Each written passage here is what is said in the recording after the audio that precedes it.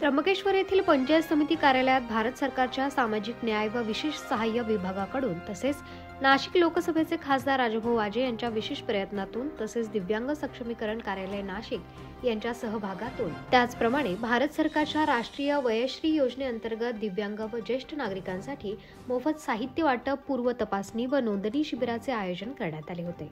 या शिबिराप्रसंगी ज्येष्ठ नागरिकांना खासदार राजभाऊ वाजे यांच्या हस्ते साहित्याचे वाटप करण्यात आले। या प्रसंगी खासदार राजभाऊ वाजे, त्र्यंबकेश्वर पंचायत समितीचे गटविकास अधिकारी रविकांत सानप, सहाय्यक गटविकास अधिकारी हेमंत बच्छाव, विस्तार अधिकारी ज्ञानेश्वर सपकाळे, आरोग्य सहाय्यक राजेंद्र भानोसे, शिवाजीराव कसबे, शिवसेना तालुका प्रमुख दीपक लोखंडे, छोटू पवार, रंगनाथ पिंडे, तानाजी खड, कल्पेश कदम, लाला चव्हाण, गणेश कोठुळे, सागर चव्हाण, हरी अंबापुरे, प्रवीण शिरसाट, दिनेश पाटील, छोटू पवार आदींसह मोठ्या संख्येने ज्येष्ठ नागरिक, दिव्यांग बांधव तसेच कार्यकर्ते उपस्थित होते।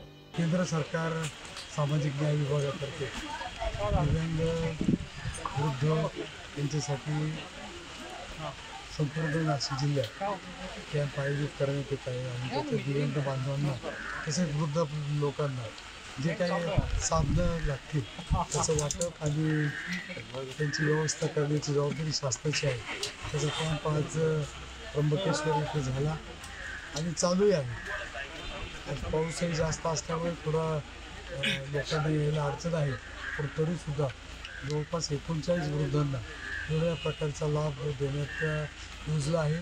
तसेच अस्थिव्यंगासाठी जो कॅम्प होता तो 30 तारखेला झाला आहे आणि आता जे आहेत त्यांनी त्याचा लाभ घ्यावा ही मी विनंती सर्वांना करतो। उत्तर महाराष्ट्र न्यूज नेटवर्कसाठी रामदास शीत, त्र्यंबकेश्वर। आत्मा मालिक मल्टी स्पेशालिटी हॉस्पिटल येथे मोफत सुविधा, एंजिओग्राफी, एंजिओप्लास्टी, बायपास सर्जरी, सर्व प्रकारचे ओपीडी केस पेपर फ्री, सोनोग्राफी फक्त 400 रुपयात, एक्सरे फक्त 100 रुपयात, लॅब तपासणीवर 50% सूट, औषधींवर 20% सूट। अधिक माहितीसाठी संपर्क 90 90 91 91 96 तसेच 7304 75 56 55। आमचा पत्ता Atma Malik multi speciality hospital, Kokamthan, Shirdi Kopargaon road, Samruddhi Mahamarg circle जवळ, कोपरगाव।